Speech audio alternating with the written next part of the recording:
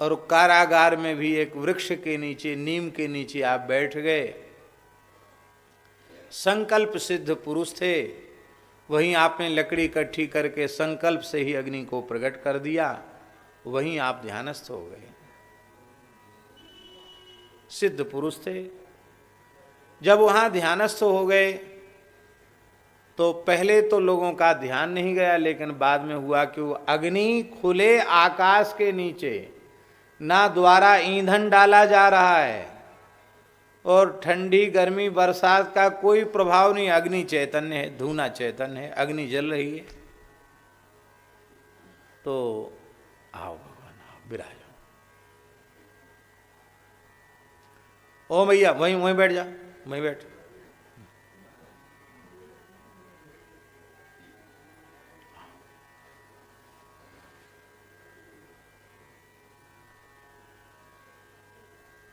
तो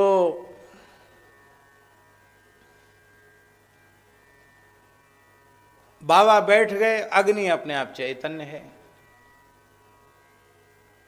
महीनों आप समाधि में बैठे रहे, हो सकता 6-7 महीने समाधि में बैठे रहे। उनके लिए तो कोई बड़ी बात नहीं थी समाधि में अखंड बैठना। अंग्रेजों का शासन हिल गया कि अरे कोई सिद्ध फकीर है भैया, अपराध हो गया। तब अंग्रेज अधिकारी आया, क्षमा मांगी, बाबा से कहा हम आपको मुक्त करते हैं, आप यहाँ से पधारिए, अपराध क्षमा करो, हमें भी कुछ आशीर्वाद दो। उसके कोई संतान नहीं थी, बाबा तो किसी कुछ कहते नहीं थे, भगवान की इच्छा, उसे संतान हुई तो उसने समझा बाबा की कृपा से ही हुई। तब अंग्रेज आपको कलकत्ता ले गए। देखो कैसी विचित्र चरित्र है बाबा का। फौज की गाड़ी में बिठा के अंग्रेज उनको, कुछ समय कलकत्ते में केंद्र था अंग्रेजों का, कलकत्ते में ले गए। विक्टोरिया एक जगह है, वहाँ बाबा को रखा। विक्टोरिया है कलकत्ता में। बाबा बने हुए मकान में नहीं जाते थे, या तो गुफा में या वृक्ष के नीचे, झोपड़ी में भी नहीं जाते थे, मनुष्य के द्वारा निर्मित जगह में नहीं जाते थे, या वृक्ष के नीचे या प्राकृतिक पर्वत की गुफा में। वो ऐसी छाया में बाबा ने जाते नहीं थे। शरीर पर कोई कपड़ा भी धारण नहीं करते थे। बाबा वहां विक्टोरिया में विराजे और वहां से बाबा फिर विचरने लगे। उस समय कुछ बंगाली शिष्य भी उनके हो गए। उनमें एक बंगाली माता थी, उसका नाम था मानोदा दासी, बहुत उच्च कोटि की नाम जापिका थी, प्रथम पहाड़ी बाबा की शिष्या। क्या नाम था? मानोदा दासी। वो विलक्षण थी महाराज। बाबा को पहली बारी बाबा गए, उसके बाद तो बाबा दोबारा कलकत्ता गए ही नहीं। तो रोने लगी, बोले बाबा पुनः दर्शन कब होगा, आप तो जा रहे हैं ब्रज की ओर, अब फिर दर्शन कब होगा। तो बाबा ने कहा कि हमारा ये आखिरी दर्शन है, अब प्रत्यक्ष दर्शन तुम्हें दोबारा नहीं होगा। तो लो, तुम्हें ज्यादा विरह है तो लो मेरी सुमरनी, तुम्हारे घर पर विराजमान रहेगी। हमारी परंपरा का कोई भी साधु आएगा, वो इस सुमरनी के नाते से तुम्हारे यहाँ आकर दर्शन देगा। ये वचन दिया। बाबा की पादुका, बाबा की सुमरनी वहाँ आज भी विराजमान है। एक गरीब बंगाली परिवार में, हम भी कलकत्ते जाते हैं तो वहाँ हम दर्शन करते हैं, भवानीपुर में बाबा की सुमरनी का दर्शन करते हैं। बाबा इसके बाद वहाँ से चल करके ब्रज में आए। तो ब्रज में कुछ लोगों ने अमरोली में, जहाँ उनका जन्म हुआ था ब्रज में, वहाँ उनका एक मंदिर सीताराम जी का बनाया। बाबा वहाँ तो पधारे नहीं। रुदायन गांव जो है, जहाँ राधा गोपाल जी मंदिर है, वहाँ बाबा कुछ काल विराजे रुदायन में, और वहाँ से फिर चल करके बाबा कुछ समय मथुरा में भी विराजे। मथुरा में जो अपने सत्यनारायण मंदिर है वहाँ भी बाबा विराजे, लेकिन वो शहर के बीच में था। बाबा तो रमते नहीं थे ऐसी जगह में। कुछ दिन वहाँ रहकर बाबा फिर यहाँ आ गए। ये जो खाकचौक स्थान है, यहाँ जमुना जी का तट था, जंगल था, कुछ यहाँ था नहीं। वृक्ष के नीचे आकर बाबा यहाँ विराजे। और एक बार हर प्रयाग कुंभ से आप पैदल चल करके गंगा सागर गए हैं। एक छोटा सा गांव है बसोबादी, जिला 24 परगना का, वहाँ भी हम कई बार होके आए हैं। वहाँ बाबा की धुनी है, बाबा ने वहाँ धुनी चैतन्य किया था, हम भी वहाँ दर्शन करके आए हैं। तो बस वहाँ गए, इसके बाद बाबा कहीं गए नहीं, बाबा यहीं विराजे। 150 वर्ष की आयु जब उनकी पूर्ण हुई तो उस समय और जीवन के बहुत प्रसंग हैं, चमत्कारिक प्रसंग हैं महाराज जी, ऐसे ऐसे विचित्र प्रसंग हैं। यहाँ समाधि हो गई बाबा की, और बसोबादी गांव में एक भक्त वो विकल हो गया कि हम बाबा से दीक्षा लेने वाले थे, और बाबा तो समाधि ले ली, अब क्या होगा। उसने निश्चय कर लिया बाबा की धुनी पर कि अब बाबा का दर्शन तो हुआ था पर दीक्षा नहीं हुई, तो अब हम प्राण त्याग देंगे। तो बैठ गया अनशन लेकर के। 7 दिन तक वो बैठा रहा भक्त, राम नाम का जप करता हुआ। और बाबा 7वें दिन धुनी की अग्नि से ही प्रकट हो गए। अब प्रकट होकर के बाबा ने उसे दीक्षा दी। घोष परिवार का बालक था, दीक्षा दी, और दीक्षा लेते ही वो सिद्ध हो गया। इसके बाद वो चले गए, लौट के आए ही नहीं घर में। बाबा के शिष्य भी ऐसे ही थे। तो बाबा यहाँ आकर के विराजे। और ये जो छवि है इधर, ये पूज्य श्री पहाड़ी बाबा महाराज के शिष्य, प्रधान शिष्य श्री स्वामी लक्ष्मण दास जी महाराज, द्वितीय पहाड़ी बाबा जी महाराज। इनका जन्म भी बाबा के आशीर्वाद से ही हुआ था। इनके भी जन्म की विचित्र कथा है। ये सब जिनका उत्सव है उनकी चर्चा करना आवश्यक है, इसलिए हम ये चर्चा कर रहे हैं। ये भी ब्रजवासी थे शरीर से। दाऊ जी का जन्म था बाबा का, श्री लक्ष्मण दास जी का जन्म बलदेव जी का जन्म था। इनका जन्म भी सनाढ़ विप्र कुल का जन्म था। इनके पिता भी बड़े जमींदार थे, कोई संतान नहीं थी, तो अपने भाई को सब संभला करके अपनी पत्नी के सहित वृंदावन वास करने लगे। एक दिन वृंदावन की परिक्रमा करते करते यहाँ नीम के नीचे बाबा धूना पर बैठे दिखाई पड़ गए। तो बाबा में श्रद्धा हो गई, बार बार बाबा का दर्शन करने आने लगे।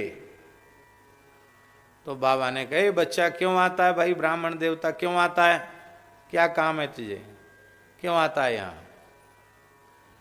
बाबा कृपा करो हमें दीक्षा दे दो, भगवत शरणागति चाहते हैं, हमको नाम सुना दो। बाबा बोले, दीक्षा लेने के बाद फिर मेरे शिष्य का पुनर्जन्म हो ये मैं नहीं चाहता, और तेरे मन में पुत्र की वासना है, वासना रहेगी तो पुनर्जन्म होगा। मन में तो थी तेरे कि नहीं बेटा है, अब नहीं हुआ तो नहीं हुआ, पर मन में तो बात बैठी है, जा।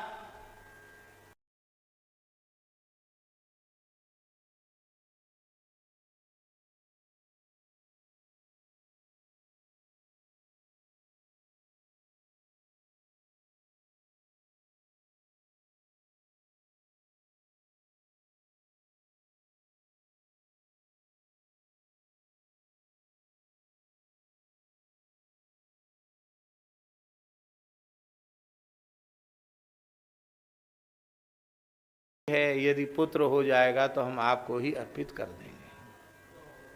बाबा बोले देखा जाएगा। आप लौट करके, दाऊ जी ब्रजवासी तो थे ही, यहीं से दाऊ जी चल, कितनी दूर है दाऊ जी, गोकुल दाऊ जी चले गए और बालक के रूप में इनका जन्म हुआ। तो जब ये 1.5 महीने के थे, उस समय इनको लेकर इनके पिताजी माताजी आए और बाबा को धूनी पर बाबा के चरणों में रख दिया। बाबा आपके आशीर्वाद से हुआ, ये आपके चरणों में अर्पित है। बोले भाई वाह, ब्राह्मण बच्चन का पक्का निकला। बुढ़ापे की संतान बड़ी प्रिय होती है, और इतना संतान से प्रेम होता फिर भी तुमने सत्य की रक्षा की, साधु की धूनी पर अर्पित कर दिया। ये तो मेरा हो गया। इसका नाम लक्ष्मण दास, 1.5 महीने के बालक का ही नाम रख दिया आपने। इसका नाम लक्ष्मण दास हुआ, ये मेरा हो गया।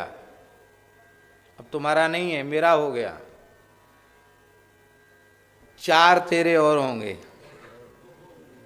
4 बालक और होंगे तेरे, ये तो मेरा हो गया। बोले महाराज अब ऐसा आशीर्वाद मत दो, क्योंकि ब्रजवासी नाम धरेंगे कि बुढ़ापे में लेन लग रही है। बाबा बोले अब तो बाणी निकल गई। ये बाबा का तकिया कलाम था, अब तो बाणी निकल गई, जो कह दिया वो तो हो नहीं है। बोले अब तो बाणी निकल गई। और 4 पुत्र उनके और हुए, और अंत में उन्होंने विधिवत महाराज से दीक्षा लेकर के सपत्नीक वृंदावन में भजन किया, और वृंदावन की रज उनको प्राप्त हुई। लक्ष्मण दास जी, उनके पिताजी उनको यहाँ सौंप गए थे, और 7 वर्ष की आयु में यज्ञोपवीत संस्कार हुआ, और यज्ञोपवीत संस्कार के साथ ही पहाड़ी बाबा ने उनको विरक्त वेश दे दिया, और जीवन भर वो इसी स्वरूप में रहे। वे भी एक लंगोटी में, अखंड विभूति 12 तिलक, एक लंगोटी। देखो स्वरूप कितना दिव्य है बाबा का, है? ऐसा दिव्य स्वरूप था।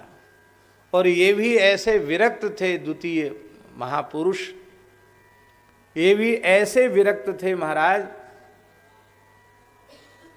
कि ठाकुर श्री विजय कृष्ण गोस्वामी ने उनसे पूछा कि आपके मत में साधु की परिभाषा क्या है? आपने कहा जिसके मरने के बाद शरीर ढकने के लिए, कफन के लिए एक कोरा कपड़ा न मिले संग्रह के नाम पर, और धन के नाम पर फूटी कौड़ी जिसके पास न निकले, उसे मैं साधु समझता हूं। आज हम हमारे बड़े गुरु भाई श्री रामावतार दास जी महाराज का दर्शन करने हम गए थे। उन्होंने तो अपने द्वार पर ही लिख रखा है कि जो बाबाजी होके मोबाइल रखता है, मोबाइल छूता है, मोबाइल का प्रयोग करता है, उसे मैं बाबाजी नहीं समझता, और जिसे मैं बाबाजी ही नहीं समझता उससे बात नहीं करता। मना कर दिया उन्होंने। मोबाइल रखने वाले को मैं बाबाजी नहीं मानता, और बाबाजी नहीं तो हमसे बात करके क्या होएगा। उन्होंने जो बात कही बहुत अच्छी बात, आदर के योग्य बात है। मोबाइल रखने वाले को मैं बाबाजी नहीं समझता। संतों के विचार हैं, और फक्कड़ संतों के विचार हैं, अपने स्थान पर ठीक हैं। अब हम लोग कहेंगे क्या करें, व्यवहार बिना मोबाइल के नहीं चलता। अरे जब व्यवहार ही चलाना था तो घर में ही रहते। व्यवहार ही चलाना था तो घर में ही रहते, न इधर के रहे न उधर के रहे। बात तो हमें आज भीतर बैठी उनकी बात।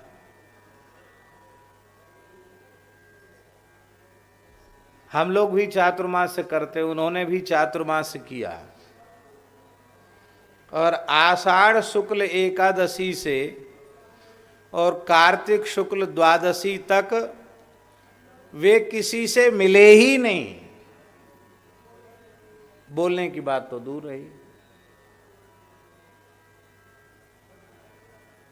सही चातुर्मास से तो ये है।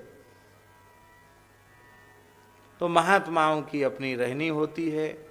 तो पूज्य श्री लक्ष्मण दास जी महाराज ने कहा कि जिसके पास संग्रह के नाम पर फूटी कौड़ी न निकले और शरीर ढकने के लिए कोरा कपड़ा भी न निकले संग्रह के नाम पर, कफन के नाम पर, उसे मैं साधु समझता हूँ। और हमारे पूज्य गुरुदेव श्री महाराज जी उधर जो छवि है, जिनका आप सबने भी दर्शन किया होगा, महाराज जी कहते थे कि जब गुरुदेव का शरीर पूरा हुआ,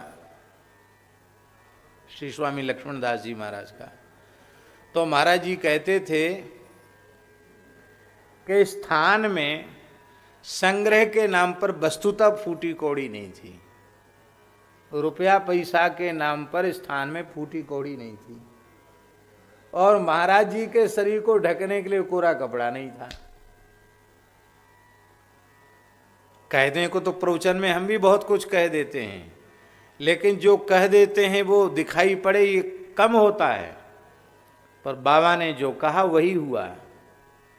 क्योंकि आज जो चरणों में आ गया उसे आज सूर्यास्त होने के पहले पहले समाप्त कर देते थे वो। महाराज जी कहते थे 1 रुपया आ गया तो 1 रुपए की 3.5 से रबड़ी आती थी। कितनी रबड़ी? ये जो घड़ी हमारे पास रखी गई है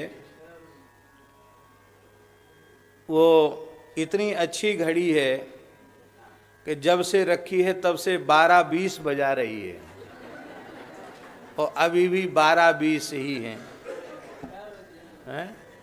चलो ठीक है। तो घड़ी नाम से इसको रखा गया, पर ये देख के नहीं रखा गया कि ये घड़ी चल रही है कि बंद है। चलो ठीक है, कोई बात नहीं, घड़ी तो है। और हमारा भी ध्यान अभी गया, हमने भी इसको देखा नहीं, अब देखा है।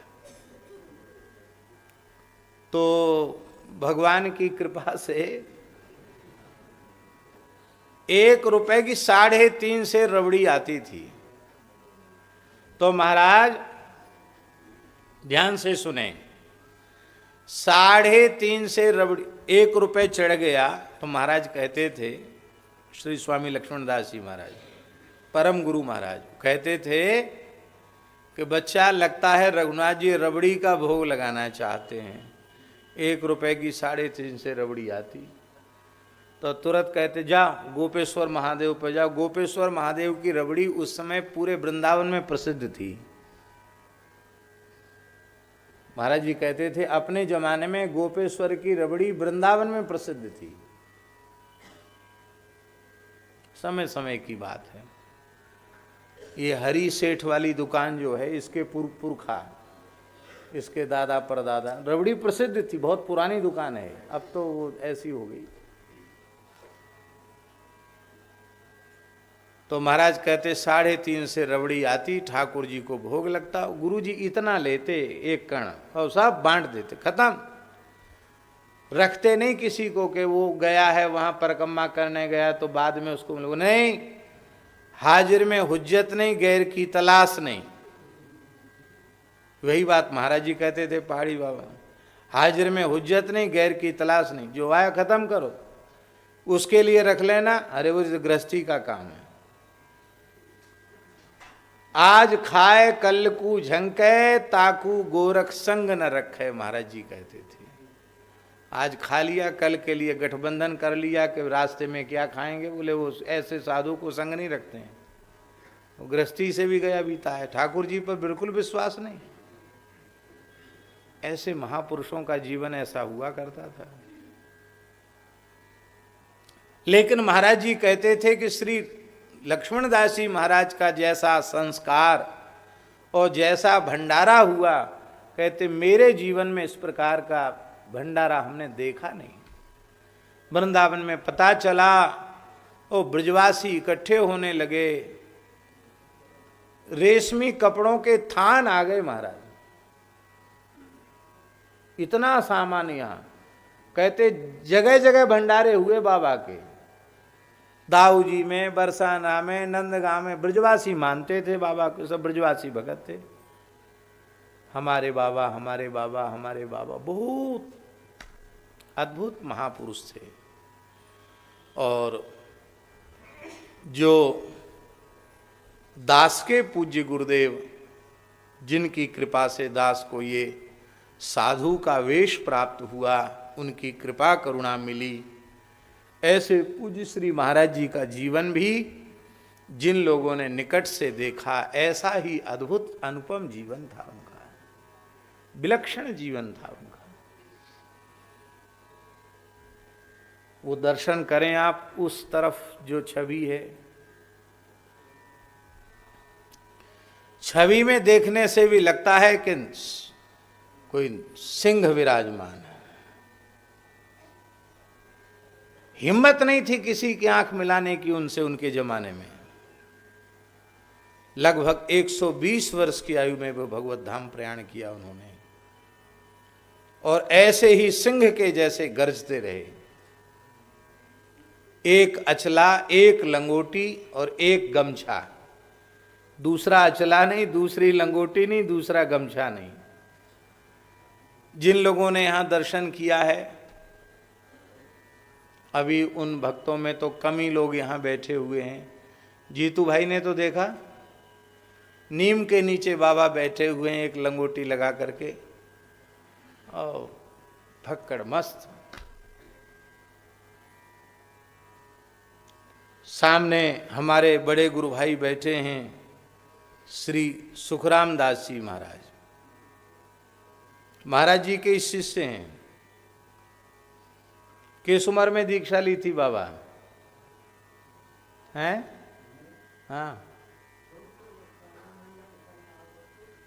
ये ब्रजवासी हैं, शरीर से टेंटी गांव के हैं, ब्रजवासी विप्र हैं। हैं?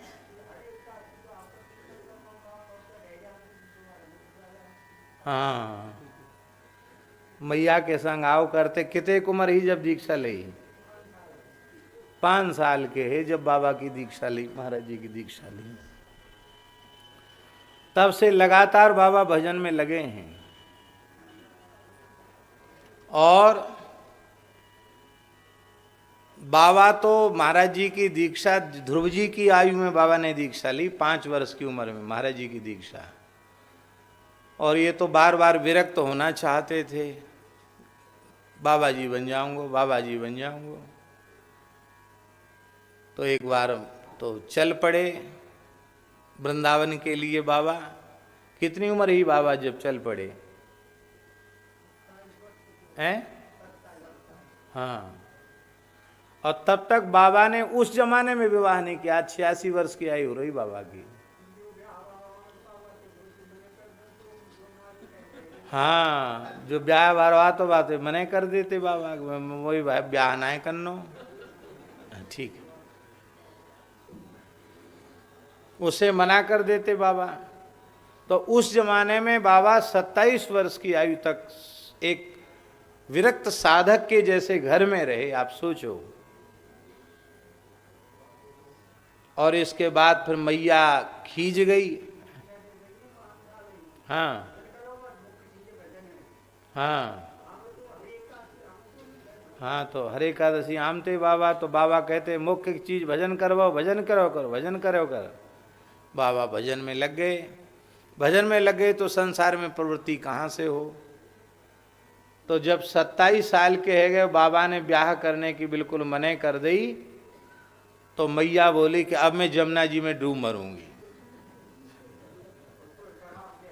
आज तो ये श्राप दे के मरूंगी।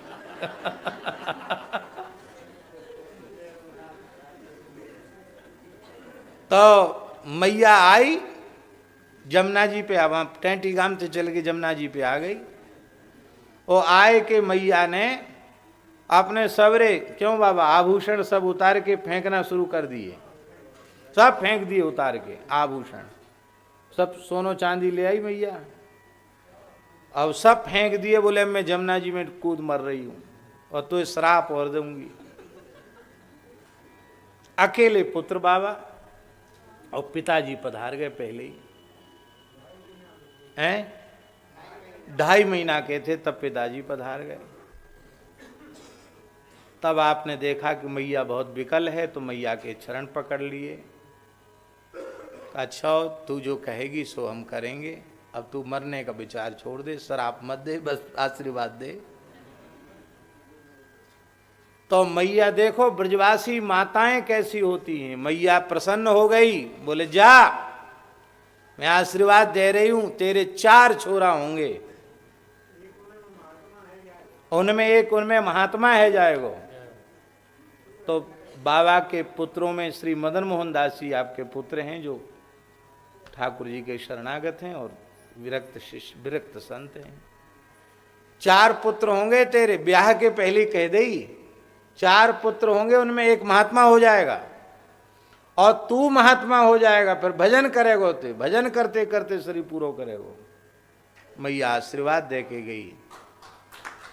और आज भी बाबा सामने बैठे, इनको कहने में हमें थोड़ा संकोच का अनुभव होता है, लेकिन ठाकुर जी की बड़ी कृपा है, वो मने कर रहे हैं। लेकिन इस तरह के साधु अब मिलना बहुत कठिन है, मुश्किल है। आज 86 वर्ष की आयु में भी एकादशी, पूर्णिमा, अमावस्या वृंदावन की परिक्रमा करे आते हैं 2 घंटा में प्रेम से।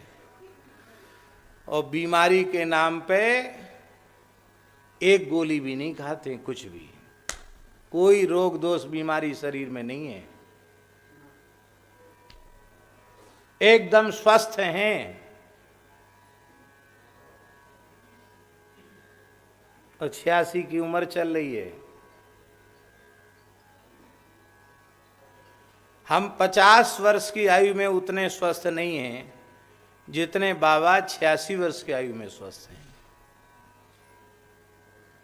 ये ठाकुर जी की, ये भजन की महिमा है, ये ठाकुर जी की कृपा, गुरुजनों की कृपा, ये संयम सदाचार की महिमा है। तो अभी भी शरीर खूब ठाकुर जी की कृपा से स्वस्थ है। और हमको ऐसा लगता है कि ठाकुर जी ने चाहा तो हमारे सुखराम दास जी शताब्दी पूरी करके जाएंगे। और क्या 86 साल में ऐसे टन हैं, तो कहाँ बिगड़ व्यवहार हो इनको। और यहाँ तो परंपरा में सब बड़ी बड़ी आयु के हुए ही भाई हैं। प्रथम महापुरुष 150 वर्ष तक विराजे, और हम लोगों के गुरुदेव कम से कम 120 वर्ष तक विराजे, तो बाबा 100 साल तक विराज जाए, कौन सा आश्चर्य है। ऐसा अद्भुत, हम आपको क्या कहें, ये पूरी की पूरी परंपरा सिद्धों की परंपरा, खाक चौक की परंपरा, सब एक से एक बढ़कर के महापुरुष हुए।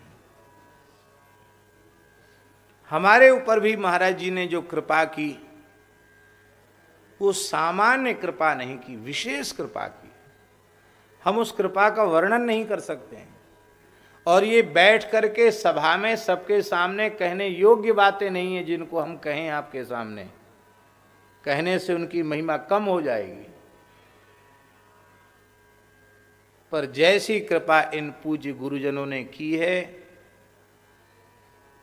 ठाकुर जी करें ऐसी कृपा सबको प्राप्त होवे। हम तो ये कहेंगे, ऐसी गुरुजनों की कृपा सबको प्राप्त हो।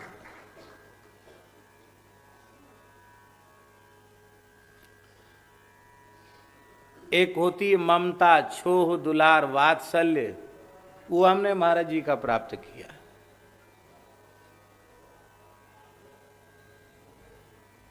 मथुरा में माथुर चतुर्वेद में हमारी परीक्षा थी, सुबेरे के पेपर थे। महाराज जी ने हमको बुलाया, बेसन के लड्डू अपने हाथ से बनाए, एक कमंडल भर के लड्डू दिए।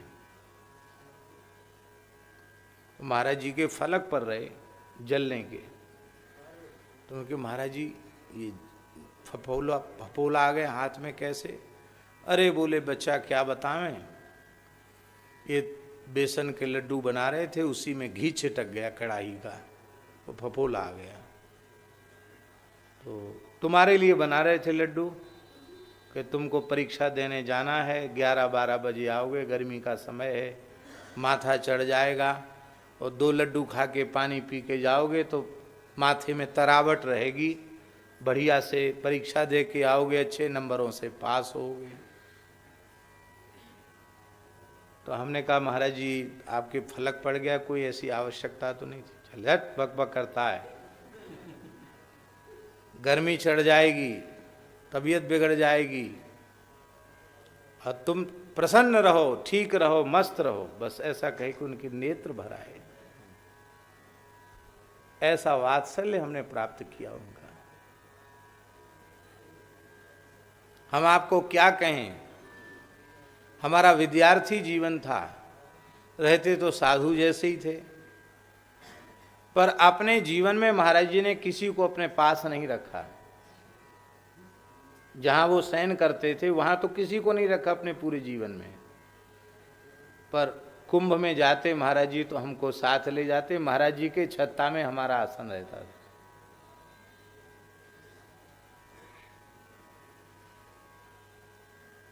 यहीं का एक रहने वाला गौर बाबू कहते थे हम लोग, तो गौर बाबू को कुंभ में पहुंचे तो हमने छत्ता में उनका थैला रख लिया। ओ महाराज जी मेरे ऊपर इतने बिगड़े, भगेश क्यों उठाया, क्यों रखा, तुमको यहां रख लिया इसका मतलब तुम सब दुनिया घुसाओगे यहां, भगा दूंगा तुमको यहां से, मेरे बिना पूछे कैसे सामान रखा, बाहर निकलवा दे। विलक्षण महापुरुष थे। नासिक कुंभ में हमने देखा महाराज जी 10 दिन तक केवल जल पर रहे और निरंतर 10 दिन तक प्रायः बैठे ही रहे ध्यान में। ऐसा अद्भुत उनका तप था, ऐसा उनका साधन था। रात्रि को 2 बजे हमको वो राम राम बोल देते थे, राम राजा दुख भंजन सकल पूर्ण काम, गोविंद गोपाल भज नारायण भज नारायण। बस ये आवाज़ सुन के हम उठ जाते थे। रात्रि को 2 बजे साष्टांग प्रणाम किया और फिर स्नान करके महाराज जी का कमंडल लेके गोदावरी चले जाते, गोदावरी जी से जल ले आते, वहाँ संध्योपासन करके आते, तो 3-3:30 बजे तक आते, आकर के उनको कमंडल दे देते। महाराज जी बस उसी को एक एक घूंट लेते रहते, उसी से उनका स्नान वगैरह सब उसी से हो जाता था। बड़ा कमंडल था, उसी में जल भर के आए। एक दिन रात्रि को उन्होंने 2 बजे की बजाय 1:30 बजे ही हमको आवाज दे दी, राम राजा दुख भंजन सकल पूर्ण काम। तो डर तो रहते ही था उनसे, तो तुरंत हम जगे, प्रणाम किया। बोले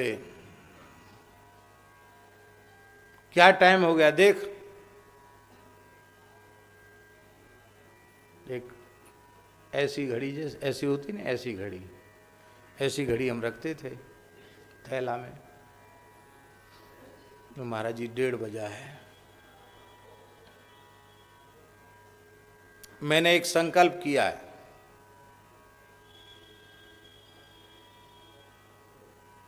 आ गया।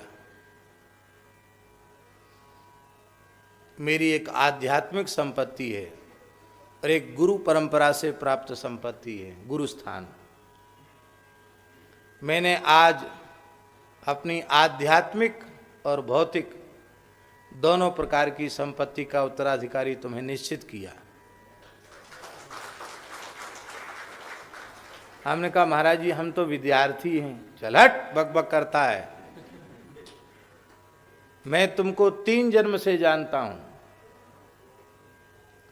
तुम 3 जन्म से ब्राह्मण हो, 3 जन्म से विरक्त साधु हो, और ये तुम्हारा आखिरी जन्म है, मेरा भी आखिरी जन्म है।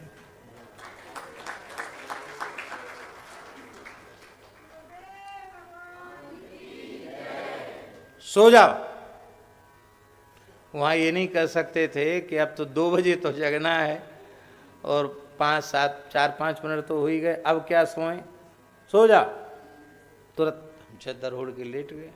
फिर 2 बजे उन्होंने राम राजा दुख भंजन सकल पूर्ण काम, भला संकल्प कर लिया मैंने कई साल पहले। ऐसी उनकी करुणा थी, ऐसी उनकी कृपा थी। सिद्ध महात्मा होते कैसे हैं, सिद्धों की लीला होती कैसी है, ये हमने सुना नहीं, पढ़ा नहीं, महाराज जी के चरणों में रहकर प्रत्यक्ष देखा। सिद्ध संत कहते किसको हैं? महाराज जी कहते थे कि आंख मूंद के फोटो खिंचाने वाले योगी तो बहुत मिल जाएंगे, लेकिन 2 हाथ पैर वाले मनुष्यों में बोले इस शरीर पर जैसी गुरुजनों ने कृपा की है, कहते उस तरह का अब साधन करने वाला, माने जिसको योग मार्ग से अनुभूति हुई हो, इस प्रकार का साधक मिलना अब अत्यंत कठिन है, ऐसा महाराज जी कहते थे।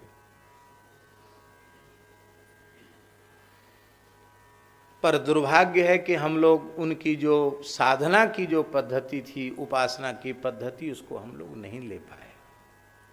यद्यपि उन्होंने अपना मार्ग बताया, लेकिन मार्ग बताने से ही थोड़ी होता है। हमने आपको मार्ग बता दिया कि यहाँ से और बिहारी जी जाने का ये मार्ग है, और हम मार्ग पर चलें ही नहीं तो बिहारी जी पहुँचेंगे क्या?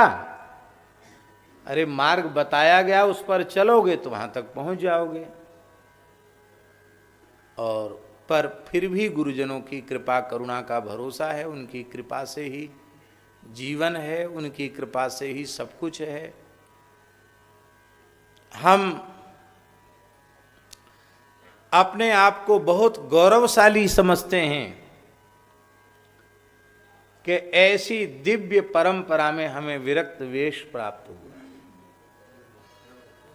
ऐसे दिव्य महापुरुषों की पवित्र परंपरा में हमें इनका बालक होने का सौभाग्य मिला। ये हम अपने लिए परम सौभाग्य की बात मानते हैं। अपनी संपूर्ण गुरु परंपरा को हम प्रणाम करते हैं। और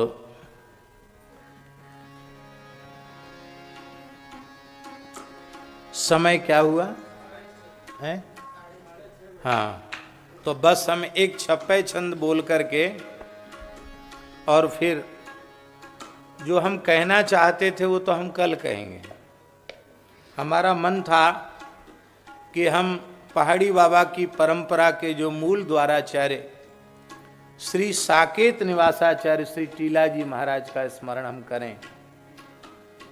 टीला जी का चरित्र लोगों को कम थोड़ा ज्ञात है, तो कल हम टीला जी का चरित्र और उनके गुरुदेव श्री पहारी जी का, पहारी जी और टीला जी, जैसे आज हमने श्री स्वामी मंगलदास जी महाराज, श्री स्वामी सरजूदास जी महाराज, श्री पहाड़ी बाबा महाराज, श्री परम गुरुदेव श्री लक्ष्मणदास जी महाराज, इन सब महापुरुषों का संक्षिप्त चरित्र का स्मरण किया। ऐसे ही पूज्य गुरुदेव का भी पावन स्मरण किया। ऐसे ही हमारा मन है कि कल हम इन महापुरुषों के पावन नाम का स्मरण करें। बोलो भक्तवत्सल भगवान की जय। जय जय श्री राधे।